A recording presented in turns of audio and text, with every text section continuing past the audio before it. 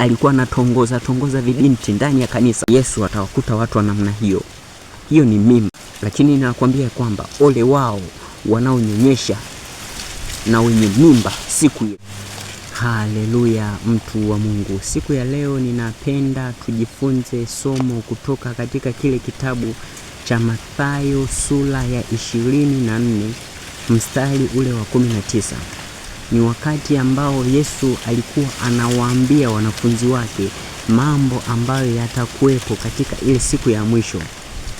Ile siku ambayo alikuwa ameitabiri na siku ambazo zilitabiriwa na manabii wengi wa zamani, ya kwamba zitakuwa ni nyakati za hatari na za kutisha.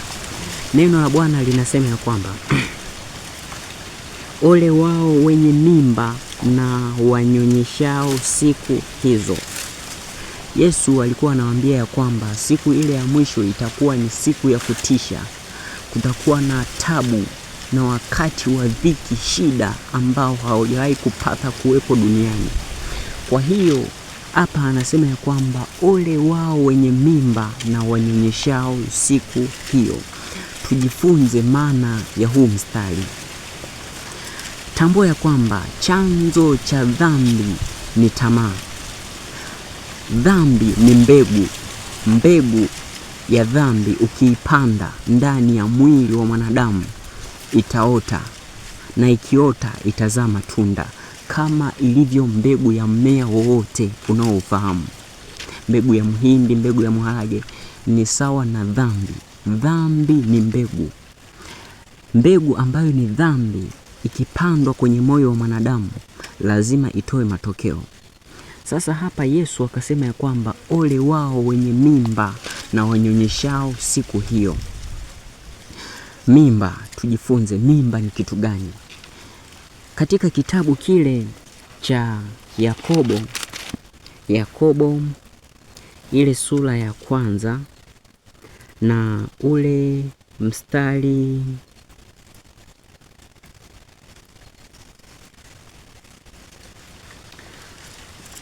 Yakobo sura ya 1 na mstari ule wa 15, neno la Bwana linasema kwamba halafu ile tamaa ikisha kuchukua mimba inazaa dhambi, na ile dhambi ikisha kukomaa inazaa mauti. Tambua ya kwamba chanzo cha dhambi yoyote duniani ni tamaa. Ukisha tamani, kinachofuata hapo ni kuitenda ile dhambi.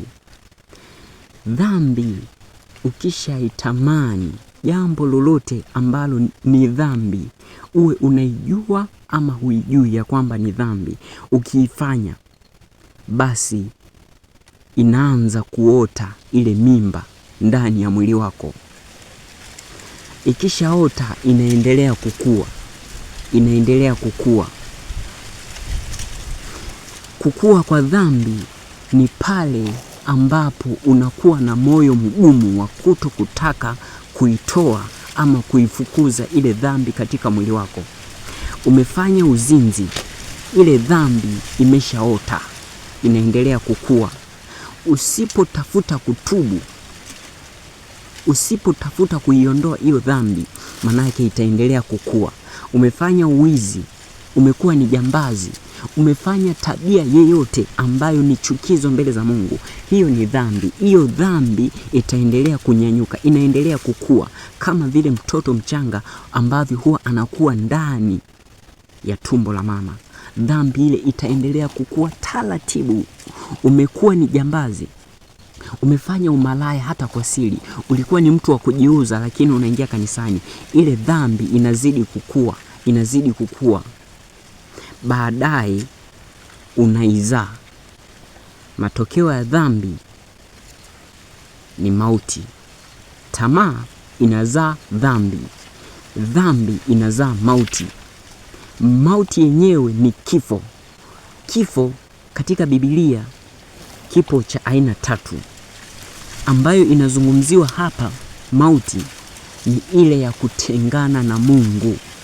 Kwa hiyo unapotenda dhambi, tambua ya kwamba ile mimba ikisha toka, tambua ya kwamba mauti iko mbele yako. Tambua ya kwamba unatengana na Mungu milele. Halafu anasema ya kwamba ole wao, katika kile kitabu cha Mathayo anasema ole wao wenye mimba na wanyonyeshao. Mtu anayenyonyesha ni mtu wa namna gani? Mtoto mchanga yeyote asiponyonyeshwa huwa anakuwa na afya dhaifu sana. Kwa hiyo ile mimba ikishazaa ile dhambi, basi mtu huwa anaanza kuinyonyesha. Lengo la kunyonyesha ni kufanya kile kiumbe kikue. Unapoinyonyesha dhambi, manake unaibembeleza. Unasikia mahubiri ya kweli, lakini unakuwa na moyo mgumu. Unaendelea kuinyonyesha dhambi yako, unaendelea kuinyonyesha, na dhambi inaendelea kukua, na huwa inakuwa kwa kasi kweli kweli, kwa sababu sifa ya shetani huwa anapenda kuona mwanadamu anaishi katika maisha machafu, hasa mtu ambaye ni mlokole. Huwa anapenda kuona mlokole anaishi katika maisha ya kawaida sana, maisha ya hovyo hovyo. Kwa hiyo unapoinyonyesha dhambi, manake unaibembeleza, unaikuza, na dhambi itazidi kukua. Utaingia kanisani, utafanya ibada, utatoa matoleo, utafanya kila kitu ambacho kiko ndani ya kanisa, lakini kwa kuwa uligoma kuing'oa ile mbegu ya dhambi, basi itaanza kutoa mizizi mikubwa kabisa, hata wewe utaiona. Ndio maana utakuta makanisani kuna mtu mwingine ni mzee wa kanisa, alishaanguka muda mrefu, lakini bado anaingia kwenye maombi, anaingia kanisani, bado anajitoa kwenye kazi za Mungu, anaimba, anahubiri Injili, lakini alishaanguka muda mrefu. Ni kwa sababu ile dhambi imeshaota, imeshakuwa kubwa. Matokeo ya dhambi ni mauti. Heri mtu anayejitakasa sasa. Ole wenye mimba na wanyonyeshao siku hiyo. Ndio maana Yesu akasema ya kwamba, je, nitakaporudi duniani nitaikuta imani kweli? Ni kwa sababu aliona wapo watu ambao watakuwa na mioyo ya kina Akani, ambao wana tabia ya kuficha dhambi. Anafanya dhambi lakini hataki kuungama, hataki kuiacha ile dhambi. Ole wako wewe mwenye mimba. Siku ile Yesu anarudi, itakuwa ni vituko kwa kwenda mbele. Wengine watakuwa wanaendelea kuinyonyesha, wanaibembeleza dhambi.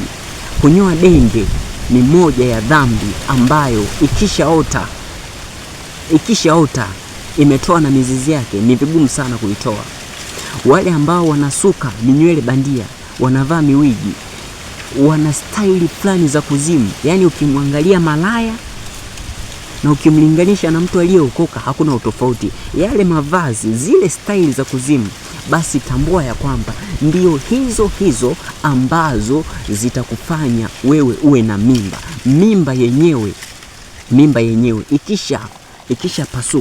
ikisha pasuka, basi tambua ya kwamba una kazi ya kuinyonyesha. Na wengi hatutaki kuiacha tabia mbaya kwa namna yoyote. Hatutaki kuacha tabia za kunywa denge, hatutaki kuacha ulevi, hatutaki kuacha umalaya, hatutaki kuacha uzinzi. Ni kwa sababu ile dhambi tunatamani iendelee kukua. Yesu anahuzunika, Mungu analia kwa sababu ya kanisa ambalo limeoza, kwa sababu ya kanisa lililoharibika katika kizazi cha leo. Yaani mwanadamu yuko lazi, yaani yuko tayari kwa namna yote aitetee denge, aitetee staili yake ya uvaaji, atetee vimini na vimodo ambavyo anavivaa, na anaingia kanisani. Hiyo ni dhambi. Yesu atakaporudi atakuta wengine bado wanazibembeleza, wananyonyesha hizo dhambi, huo umalaya, hizo tabia chafu unazozifanya, hiyo denge unaendelea kunyoa. Tambua ya kwamba siku ile ya mwisho Yesu atakukuta hivyo, kwa sababu umekuwa na moyo mgumu wa kutaka kuendelea na hiyo tabia, hutaki kugeuka. Ole wao wenye mimba na wanyonyeshao siku ile. Ole wao waibembelezao dhambi.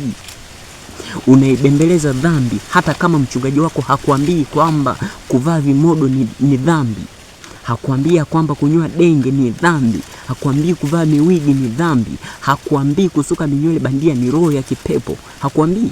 Lakini nakwambia kwamba ole wao wanaonyonyesha na wenye mimba siku ile. Yesu atawakuta wengine wamebeba mimba. Alianza kutamani umalaya na yupo ndani ya kanisa.